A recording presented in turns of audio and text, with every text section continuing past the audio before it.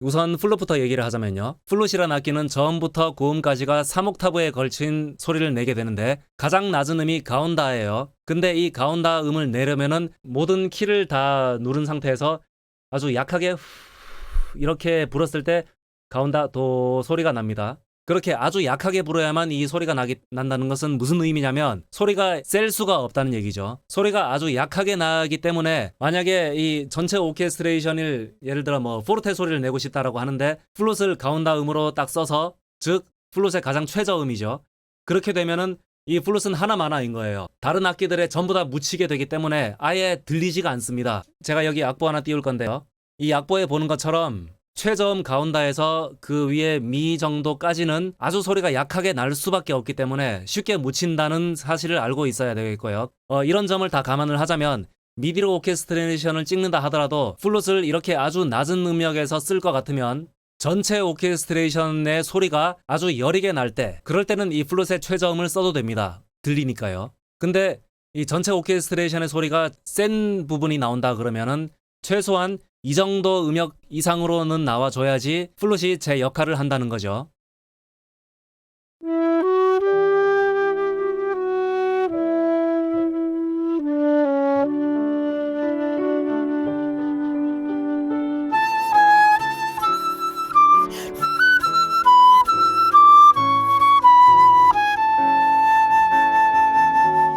그 다음으로 오보에를 보겠습니다. 오보에는 플룻하고 정반대라고 보면 돼요. 아까 플룻 얘기할 때는 플룻은 최저음으로 내려갈수록 더 소리가 힘이 없어진다고 했는데 오보에는 아래 음역으로 갈수록 소리가 더 두툼하고 그야말로 오보에다운 소리가 납니다. 오보에 악기의 음색은 어떻게 묘사가 됐느냐면 목가적인 음색이라고 얘기를 해요. 목가적인, 그러니까 넓은 초원이 펼쳐져 있고 거기서 양을 치는 목동이 한가롭게 피리를 부는 듯한 그런 느낌을 상상하게 하는 그런 음색을 갖고 있어서 목가적인 음색을 가지고 있다라고 얘기를 하는데 그 목가적인 음색은 어느 정도 음 이하까지 목가적인 음이 나는 거고 일정 수준의 음역을 넘어가게 되면 교과서에는 이렇게 쓰여 있습니다. 오보의 고유 음색의 빛깔을 잃어버린다 라고 돼 있는데 그냥 그렇게 빛깔을 잃어버린다 라고 돼 있으면 오보에란 악기를 전혀 접해보지 않은 입장에서는 이게 그냥 모호한 개념이 되는 거예요. 실제 오보에 연주를 들려드리면 딱 좋겠는데 저희 녹음실에 오보에 연주자가 온 적이 아직 한 번도 없어서 저도 그냥 말로 떠드는 수밖에 없겠습니다. 지금 여기 제가 악보를 띄웠죠. 이 악보 이상의 음으로 올라가게 되면 소리가 아주 가늘어집니다. 오보에 특유의 그 목가적인 음색은 없어지는 느낌이고 그리고 소리가 아주 가늘어지고 플룻은 고음으로 올라갔을 때 소리가 아주 밝고 꿰뚫는 힘이 있는 그런 강한 소리가 난다고 했던 반면 오보에는 그냥 소리가 얇아지면서 소리의 힘도 없어지고 그리고 얇아짐과 동시에 소리의 음량도 작아지게 되어 있거든요. 그러한 현상을 교과서에서는 빛깔을 잃어버린다라고 표현을 해놓은 것입니다. 오보에가 솔로 악기로 나오는 곡 중에서 가장 유명한 곡이 가브리엘스 오보에라고 있죠. 넬라 판타지아, 우리가 누구나 알고 있는 그 많이 들어봤던 그 곡. 그 곡의 원곡이 원래는 오보에 솔로곡이었습니다. 그 오보에 연주곡에 가사를 붙인 넬라 판타지아 말고 우리는 지금 오보에라는 악기의 음색을 알아야 되니까 가브리엘스 오보에 그 곡을 제가 영상 하단에 설명에 링크를 걸어 놓을 테니까 들어보시기 바라고요. 그 링크 누르는 것조차 귀찮다고 한다면 제가 이번에 올린 오케스트레이션 곡에 오보에 솔로로 나오는 구간이 있습니다. 거기가 느린 구간인데 유튜브 영상에 올릴 때는 그 부분을 뺐어요. 그 오보에 솔로가 나오는 구간까지 넣게 되면 곡이 너무 길어질 것 같아서 그래서 거기는 일단 뺐고 거기 오보에 솔로 구간만 잠깐 잘라서 올릴 테니까 한번 들어보시죠.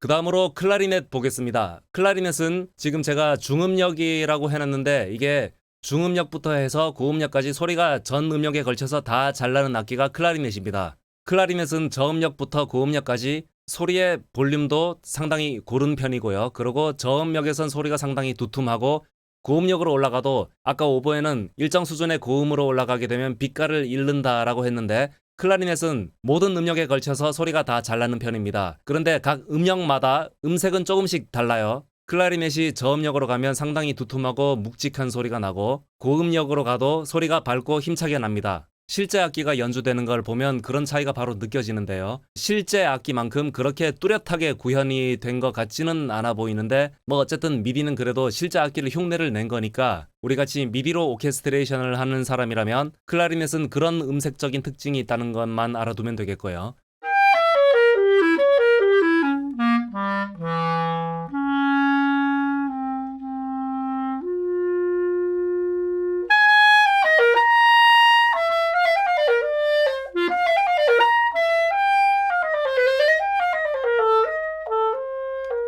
그리고 클라리넷 in B 플랫이라고 해놨습니다. 2조 악기란 말이죠. 2조 악기란 말은 내가 이렇게 클라리넷을 도라는 운지를 짚고 불면 내가 짚은 음은 도지만 이게 실제로 나는 소리는 그보다 한 음 아래인 B 플랫으로 난다는 얘기가 되죠. 그리고 클라리넷 연주자라면 보통 2대의 클라리넷을 갖고 있습니다. B 플랫이 하나, 그 다음에 A 클라를 하나 갖고 있어요. A 클라리넷은 단 3도 아래로 소리가 나게 됩니다. 그러니까 내가 도를 짚고 불면 실제 나는 소리는 도보다 밑에 A 소리가 난다는 얘기죠. 클라리넷 연주자가 왜 이 2대씩 갖고 있느냐면 가장 보편적으로 쓰는 클라리넷은 in B 플랫인데 연주하는 곡의 조성이 만약에 샵이 많이 붙은 조성이 된다면은 B 플랫 클라리넷이 아닌 A 클라리넷을 쓰는 경우가 있습니다. 왜냐면은 A 키 자체가 샵이 3개가 붙게 되죠. 그래가지고 샵이 많이 붙은 조라면 이 A 클라로 연주를 했을 때 연주하기가 더 편해서 그런 이유가 있고요. 그리고 아무래도 B 플랫보다는 A 관이 반음 차이로 길기 때문에 관이 길다라는 것은 무슨 의미냐면 음역이 조금 더 낮아짐과 동시에 음색도 약간 더 어두운 듯한 그런 소리가 나게 됩니다. 그래서 클라리넷으로 연주를 할 때 조금 더 어둡고 음침한 그런 분위기를 내려고 일부러 조성에서는 샵이 많이 들어가는 조를 쓰고 A 클라로 연주를 하라라고 악보에 지시하는 경우도 있어요. 그렇게 음색적인 차이에 의해서 A 클라를 쓸 수도 있고 B 플랫을 쓸 수도 있고 그리고 연주할 곡의 조성에 따라서 B 플랫 클라를 쓸지 A 클라를 쓸지 그것도 작곡가가 정해줄 수 있고요. 또 연주 도중에 악기를 바꿀 수도 있습니다. 처음에는 B 플랫으로 연주를 하던 것이 도중에 조성이 바뀌면서 A 클라로 바꿔서 연주를 하는 경우도 있습니다. 그럴 때는 당연히 악기를 바꿔야 되니까 클라리넷 연주자가 충분히 쉴 수 있을 만한 구간을 줘야 합니다.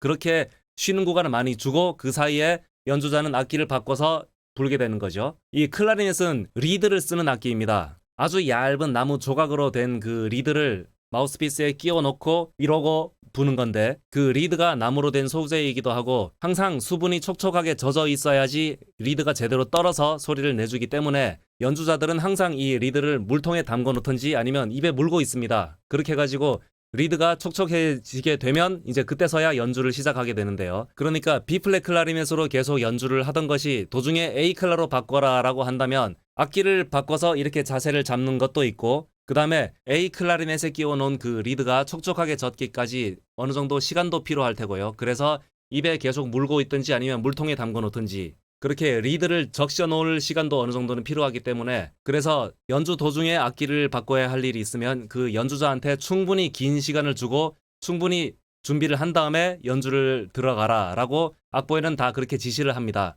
그런데 미디는 참 좋은 게 우리는 이런 거를 전혀 고려할 필요가 없다는 거죠. 그냥 아무 미디 건반이나 누르면 소리가 다 나니까요. 그 다음으로 바순입니다. 바순은 목관악기 군 중에서 베이스의 역할을 하는 악기죠. 그리고 상당히 비싸요. 아마추어 연주자가 없는 이유가 뭐냐면 악기가 너무 비싸니까. 사실 우리 같은 미디인들이 바순에 대해 가지고 딱히 뭐 주의해야 한다 그런 것들은 없어요. 베이스 음역에서 베이스다운 음을 잘 내주면 되는 거고 그리고 저번 영상에서 현악기를 다룰 때 제가 첼로 얘기를 했죠. 첼로하고 더블 베이스하고 둘 다 공통적으로 솔로 악기로 쓰게 되면 낮은 음자리표로 그리는 그 낮은 음역에서 솔로가 나오는 게 아니라 테너 음자리를 써서 그 악기가 낼 수 있는 어느 정도의 고음역에서 솔로 멜로디가 나온다는 거죠. 바순도 마찬가지입니다. 오케스트레이션을 할 때도 그렇고 바순을 위한 솔로 곡을 쓸 때도 그렇고 솔로 파트가 나오는 부분에서는 바순도 중음역대 이상으로 올라옵니다. 그래야지 솔로 악기로서 두각을 드러내게 되니까요. 이렇게 목관악기군에 있는 각 악기들을 다 살펴봤습니다.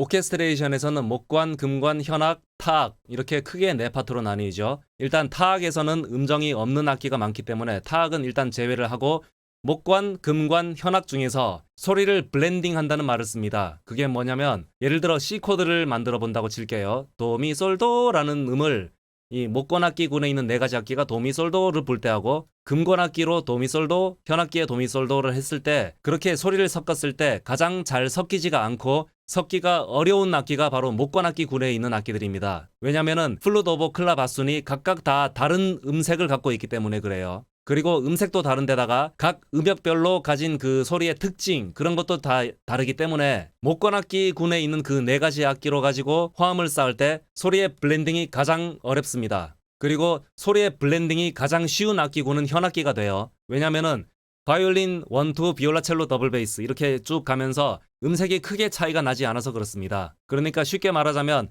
바이올린 음역이 점점 낮아지면 비올라가 되는 거고 비올라가 점점 더 낮아지면 첼로가 되고 그보다 더 낮아지면 더블 베이스가 되고 거의 그런 느낌으로 현악기의 음색이 섞일 수가 있기 때문에 현악기군에 있는 악기들이 소리를 섞기가 가장 좋고 그 다음이 금관악기고요. 목관악기가 가장 소리의 블렌딩이 어렵습니다. 아까 제가 플룻하고 오보에는 소리의 성질이 반대라고 했습니다. 악보 하나 띄워볼게요. 앞서 우리가 각 목관악기별로 음역별, 음색, 특징 그런 거 다 알아봤죠. 그때 플룻하고 클라 같은 경우에는 지금 이 정도 음역이면 소리 아주 잘 나고요. 제 역할을 다 하는 음역이죠. 그래서 폴티시모 소리가 당연히 납니다. 근데 오보에는 좀 문제가 달라요. 오보에 같은 경우에는 대략 이 정도 음을 넘어가게 되면 이렇게 올라가게 되면 제 빛깔을 잃어버린다고 했습니다. 목가적인 음색은 사라지게 되고 소리도 얇고 가늘어지고 소리가 세게 나지가 않는다고 했죠. 그런데 악보에 이렇게 지시될 수도 있어요. 여러 오케스트라 곡을 분석을 해보면 오보에 같은 경우에는 거의 이것보다 아래에 되는 음역에서 많이들 나옵니다. 대부분 그렇다는 거고 이렇게 나올 수도 있어요. 그렇게 해놓고 센 소리를 내라고 요구할 수도 있는데 여기 악보에 있는 글자 그대로 해석을 해가지고 야, 너 폴티시모 소리 아주 세게 내 라고 지시를 하게 되면 경우에 따라서는 크게 연주 효과가 나지 않을 수도 있습니다. 오보에는 이미 빛깔을 잃어가는 음역이기 때문에 플룻, 클라리넷 이 둘은 소리가 아주 쨍쨍하게 잘 나겠지만 오보에는 이 둘 사이에서 묻히는 듯한 소리를 낼 수도 있어요. 그렇게 되면 화음의 균형이 맞지 않게 되기 때문에 그럴 때는 지휘자 또는 연주자들끼리 융통성을 발휘하게 됩니다. 이 악보에 있는 그대로 다이나믹을 연주를 하는 게 아니라 이렇게 한 단계씩 낮추게 되죠. 이렇게 해놓고 연주를 하게 되면 오보에는 상대적으로 소리의 힘을 잃어가는 음역이지만 다른 파트에서 이렇게 다이나믹을 약간씩 낮춰줌으로 해서 전체적인 균형이 맞는 소리가 나게 됩니다. 이번엔 이런 악보가 있다고 가정해 보겠습니다. 지금 보니까 각 악기들 입장에서는 좀 저음역에 해당되죠. 이번에는 앞선 경우와는 반대로 오보에하고 클라리넷은 소리가 아주 잘 납니다. 제 역할을 다 할 수 있는 음역이기 때문이고 근데 플룻은 1옥타브에 해당하는 음역이에요. 플룻은 이렇게 가운다음에서 출발을 해서 그 위에 한 옥타브 위에 도 이렇게 1옥타브 안에 있는 음들은 소리가 그렇게 세게 날 수가 없습니다. 원래 악보에서는 파음으로 지시를 해놨죠. 그럼 이 파를 글자 그대로 해석을 해서 세게 불게 되면 지금 이 피치가 아니라 정확히 한 옥타브 위에 오버블로어가 돼가지고 한 옥타브 위에 소리가 나게 됩니다. 센 소리를 내시오라는 이 글자 그대로 해석을 하는 게 아니라 다이나믹을 한 단계씩 낮춰줘야 됩니다. 그러면 어차피 플룻은 1옥타브 안에 있는 음역이라 소리가 많이 세지가 않을 테니 이 전체 화음의 균형이 맞게 하려면 실제로는 다른 파트들도 이렇게 다이나믹을 한 단계씩 낮춰서 연주를 하게 됩니다. 그리고 현장 상황을 봐서 화음의 균형을 맞게 하기 위해서 포르테가 아니라 한 단계 더 낮춘 메조 포르테 이 모든 악기들을 다 메조 포르테로 연주를 해서 이렇게 연주하면 전체 균형이 맞는 경우가 많습니다. 그러니까 이렇게 그려진 악보를 연주를 한다고 할 때 모든 사운드를 다 들어보고 전체 파트의 균형을 조율하는 그 역할을 지휘자가 하게 됩니다. 여기 계신 분 말이죠. 그래서 이 지휘자는 오케스트라 악단이 연주를 할 때 그 음악에 맞춰서 춤추는 사람이 절대로 아니고요. 수많은 연습 과정을 거치면서 아까 봤던 그 악보처럼 악기 특성 때문에 화음이 균형 있게 들리지 않다라고 판단이 된다면 그 즉시 여기 연주자들한테 지시를 내립니다. 이런 식으로 해가지고 파트의 균형을 맞추고 그렇게 균형을 맞춰놓으면 또 다른 악기군들하고 같이 들어보면서 서로 다른 악기군들끼리도 소리를 들어가면서 가장 한복판에 서서 전체의 소리를 다 들어보고 너는 키우고 너는 좀 더 줄이고 너는 이따가 나와 이런 식으로 전체를 조율하는 그런 막중한 책임을 가지고 있는 사람이 바로 지휘자이죠. 그런데 우리같이 미디 오케스트라를 하는 사람이면 우리가 바로 지휘자가 되는 거죠.